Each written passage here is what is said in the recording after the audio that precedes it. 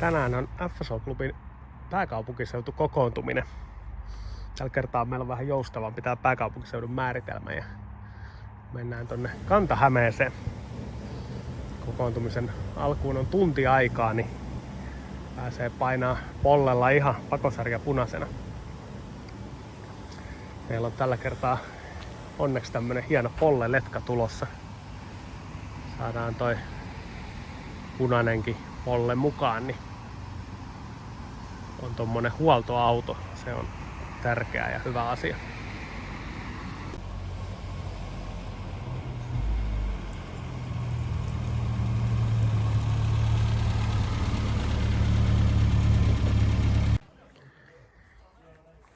Joo, nyt on täällä Jussin farmilla.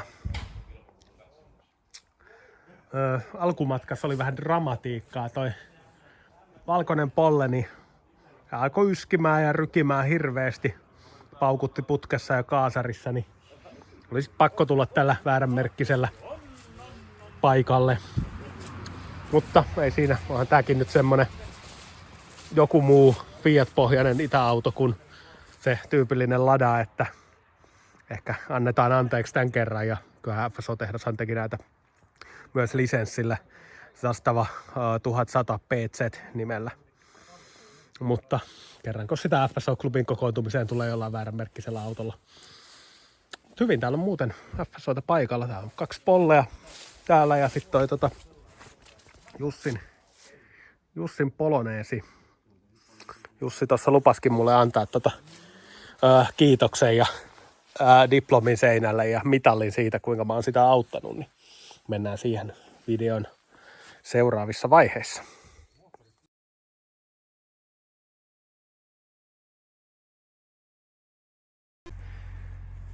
Joo, täällä on 88-mallinen SLE, eli tää on niinku toi Jussin poloneesi, mutta tällä ylimääräisellä takasivuikkunalla, eli tää on ihan alkupään akvaariumeita. Mut sit täällä on kuitenkin nämä kaikki listat niin kuin akvaariumissa ja tää takasivuikkuna, vaikka tässä autossa itsessään on saranat naheet, noi ylimääräiset kromilistat ja sitten toi äänentoistojärjestelmä tuolla keskikaiuttimella. Ja mittaristosta puuttuu se vihreä alue. Penkit tässä on samanlaiset kuin vaikka siinä mun hopeanharmaassa yksilössä. Sitten täällä on 89-mallinen, pikkusen uudempi yksilö. Tää on 88 valmistettu itse asiassa, kuten tääkin. Eli tää on hyvin varhainen 89. 89 tää on papereissa tää auto. Sielläkin on vanha kaiuttimen paikka. Mut sitten tää uudempi takapään pelti, rakenne ja ikkuna. Ja lisäksi tässä autossa on tää uudempi maski, niin kuin siinä mun hopeaharmaassa autossa. Tää auto on täysin identtinen ton edellisen kanssa. Tässä ei ole mitään eroa. Lisävarusteena kylkiraita. Ja sitten kolmas täysin identtinen auto on tuolla. Toi on kans 1.5 SLE 89 mallia. Ja sitten näillä akvaariumin viimeisillä lisillä tuolla uudemmalla maskilla ja ylimääräisellä takasivuikkunalla. Ehkä erikoisin yksilö täällä on tää 1.6 SLE. Tää on 91 ensirekisteröity. Tää on ihan näitä viimeisiä. Täällä on jostain syystä tämmöset SLE-spesiaalin nää oviverhoilut, vaikka tää on ihan puolanlaisilla penkeillä. Tuolla istunsuojen alla on siis ihan tavalliset mustat penkit. Mut muuten tää kojelauta esimerkiksi on tää uudempi. Siellä on vihreä alue käyntinopeusmittarissa ja kaiuttimet ovessa. Joo, kyllä täällä Jussilla on kaiken maailman aarteita, että joku vaan kun jaksaisi tästä lähteä tekemään autoja, niin tässä on monta hyvää aihiota. Nämä hopeanharmaat 1.5 on ehkä ne parhaimmat autot lähtee tekemään. Joo, siellä on FSO-lippu Salossa. Meillä on edustavaa. Tääkin on edustavaa. Sä oot varmaan nyt tosi onnellinen. Joo. Onhan tää ihan kiva ollut, että on päässyt ajamaan, mutta siinä on ollut pikkusen kaikenlaisia pikkujuttuja. Niin kuin sellaisia, että sä oot rikkonut jotain vai? Ei, kun ne oli rikki jo valmiiksi. Rikki on valmiiksi, se on vasta korjattu. Sä olet jättänyt tekemättä. Siis tämä huomattiin, kun tää kahinaa kuuluu, niin tää roikkuu täällä, niin tää oli rikki tää yksi. No nyt tää on jäänyt mulla vähän, että hetkinen, minne se on nyt, eikö se on tuolla se yksi kiinnikke, tää oli rikki. Tän kiinnikkeen mä siisin täältä nyt ja mä yritin saada se, mutta eihän mulla riittänyt, kato kun mä olin jossain tien päällä, niin ei riittänyt voimavarat, että mä olisin saanut sen lykättyä kohdalle. Saisitko sä sen takuuseen nyt vielä tosta väännettyä paikalle? No katsotaan.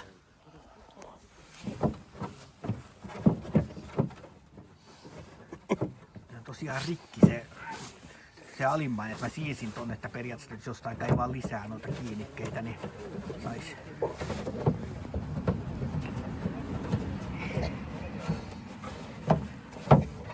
En mä onnistu. Se on ihan mahdoton. Se on liian jäykkä. Ruuvi irti. Ruuvi irti, kato. Joo. Joo, toi on kyllä mielenkiintoinen tää systeemi. On kyllä parempi kuin se vanha lokarin systeemi. Se Nyt se pysyy siellä kyllä jo ainakin. Joo. Eiköhän se pysy siinä. Joo. Joo, toi on kyllä paha. Kyllä se lokari on ollut irti, että kyllä mä otan ton ihan omaan piikkiini. Että... Kyllä joo, että jotain hinnan palautusta varmaan nyt sitten. Mitäs? Joo, ihan takuulla. Joo, ei tässä kaikkea tämmöistä niin kuin huomattiin, että takalasin lämmitin ei toimi. Se on rikki. No sitä mä en kyllä testannut ollenkaan. Joo. Sitä sä et kyllä ilmoittanutkaan mulle korjattavaksi asiaksi. Että... Niin, mutta eikö se kuulu huollossa? Kato siihen tarkastuksiin. Tarkistetaan kaikki tuotteet, että toimiiko ne ja nyt se ei takalasin lämmityksen tarkastus ei kuulu FSO-huolto-ohjelmaan. Okei. Joo. Joo, mutta tässä on näitä käyntiongelmia kaikenlaisia. Katsotaan nyt, kun tää on nyt pari viikkoa tässä seissyt ja nyt meidän tässä lähtee tästä ajelemaan nyt. Kato, niin mitä tästä tulee tästä hommasta, kun... Ja tää oli kans hauska tässä että vaikka tää on lukittuna niin tää... Sekä penkki liikkuu että ratti liikkuu. Joo, tää ratti liikkuu, vaikka se on lukittu. Joo, no sillä mä en ole kyllä tehnyt mitään, että on kyllä olemassa oleva ongelma sitten. Katsotaan nyt sitten lähteekö tää käyntiin.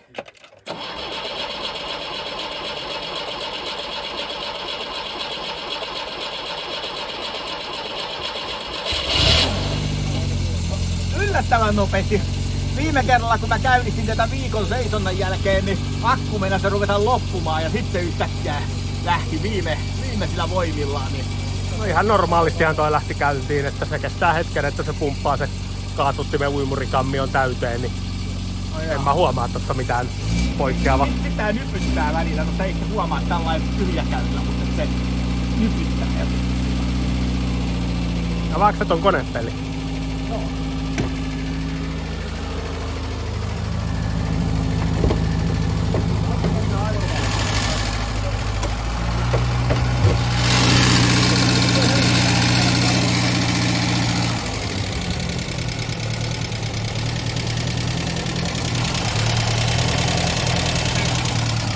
Sulla tykkään ajoituslappu. Voitko sitä vähän katsoa? Joo. Hae. Yllätys. Ensimmäinen kun muistikaan, mutta ajattelin parempiko. Versaat oli nyt muistuttunut. Parempikaan, kun ei tiedä hän. Mä olisin jopa tiennyt, mistä se on.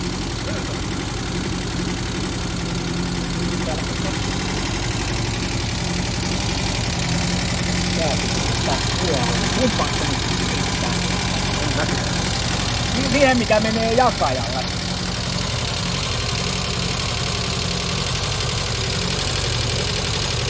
Tässä ei jakajalle ollenkaan johtoa. Ei kun liikutaan tää. Niin, tää on sykkäboksille menee. Sinne menee molemmat. Tietää.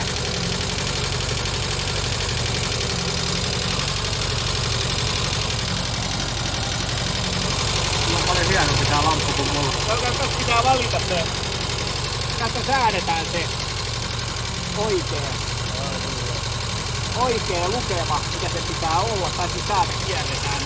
Ja painat sitä, niin sitten ajoitusmerkki pitäisi mennä siihen nollakohtaan. En minä tämmöistä saa käyty. Mikä se ennakko pitäisi olla? Niin. Lähdetään tosta. Oho, meni vähän ylikin jo.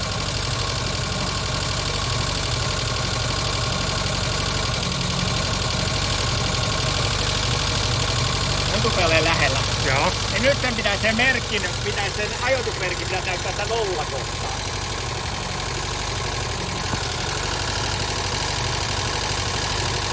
Täällä on nyt tässä pystyssä toi kampiakse, eli viinapyörän merkki on tätä ylhäällä. Joo. Mikä se on se ajoitus? Se on nyt noin 10 astetta ennen yläkolkosta. Toki näistä on kierroksia liikaa. Täällähän voi sen mekanismissa säädättyä tosta, missä näet, koska se asettuu kohdalle. Mutta nyt lähdetään kohdalle. Joo, no nyt se on niinku 5 astetta ennen yläkolkohtaa. Nyt on näyttää toi merkki. Joo, entäin tätä 13. Joo, mutta kierroksia on liikaa. Laitatko sen tyhjikään nyt?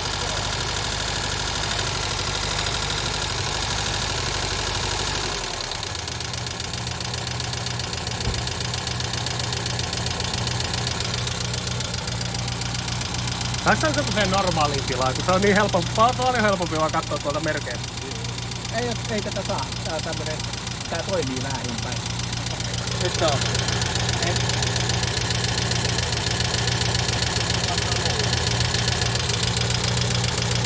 Nyt se näyttää lähelle 5. Nyt merkkiä kyllä saat kohdalle. Joo, siellä on pikkusen liikaa ennakkoa. Mutta ei nyt silleen paljon, että 10 suurin piirtein. Joo, se helpottaa käynnistystä, mutta se on vähän ennakkoa enemmän. Tosin tää kyllä nyt huomattavasti. Joo. Kyllä tän tytkä nyt on silleen hehtaarille ja eihän tässä tytkässä mitään pitäisi olla, mikä vie sitä niinku aikaisemmalle. Et tytkässä aina pelkästään se, että se voi mennä ajan myötä myöhäisemmälle, jos niinku virrajakajan akseli vaikka kinnaa ja se pikkusen se jakajan asento kääntyy. Et kyllä tää nyt kuulostaa siltä, että tää käy ihan kivasti.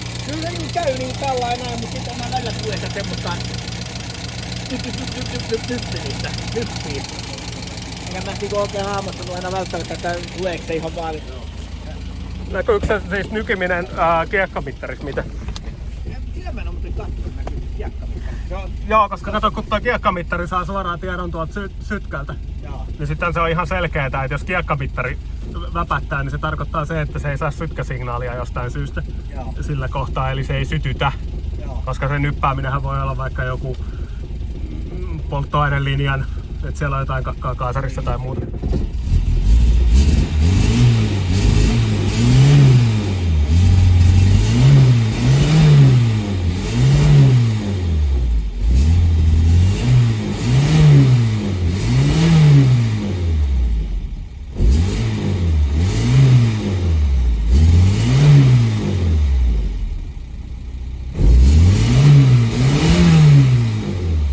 Ei siellä ainakaan liikaa ennakkoa, kyllä se kaasun vastaavuus viittaa enemmän sitä, että se olisi vähän myöhäisellä.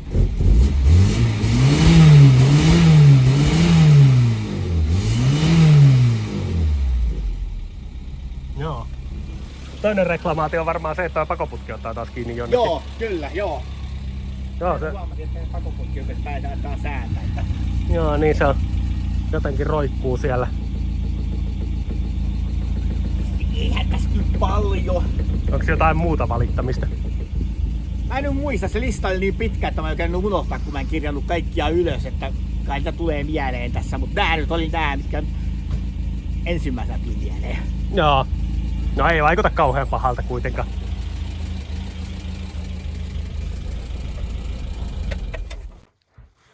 No, nyt on kiertoajelulla käyty.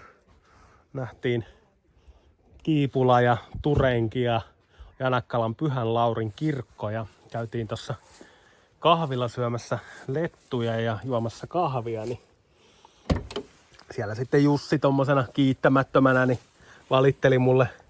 valitteli mulle sit siitä, että LE-spesiaalissa nyt on vielä muutakin vikaa, että jos mukamas toi tuulilasin pyyhkien jaksokytkinen ei toimi asianmukaisesti. Eli mekanismihan tässä toi niinku lähtökohtaisesti toimii silleen, että Laittaa virrat päälle, pyyhkiät päälle.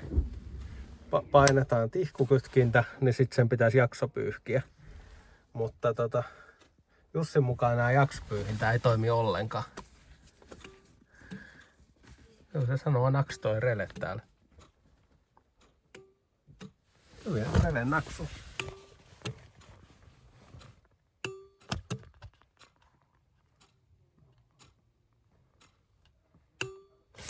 Joo, rele naksu.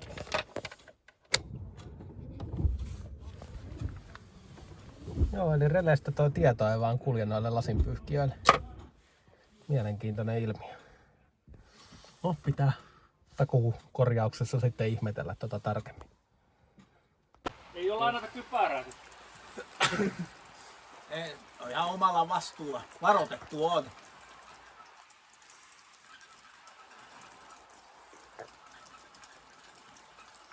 Harras hiljaisuus.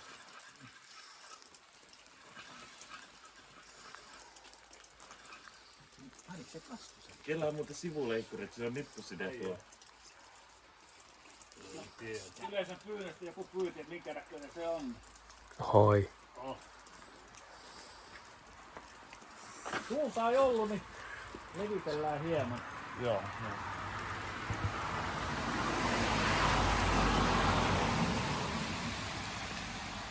On komea.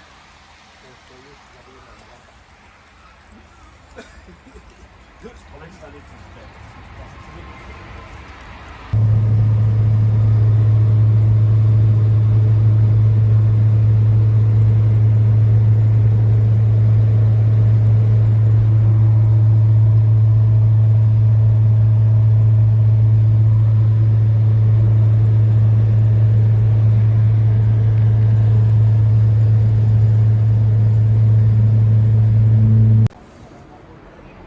Joo, nyt on kokoontumisen virallinen osuus taputeltu. Päästiin Zastavalla tänne Myyrmäkeen ihan ilman ongelmia. Eikö Zastava ollutkin mukava matkusta?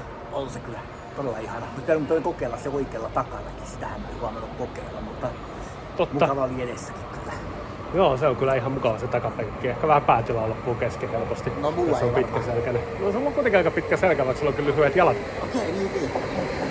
Mutta nyt painetaan kulkuneuvoa tämmöiseen raideliikennevälineeseen, joka on valmistettu ymmärtääkseni Sveitsissä, ja jatketaan tuonne Helsingin keskustaan. Meillä on siellä iltaohjelma.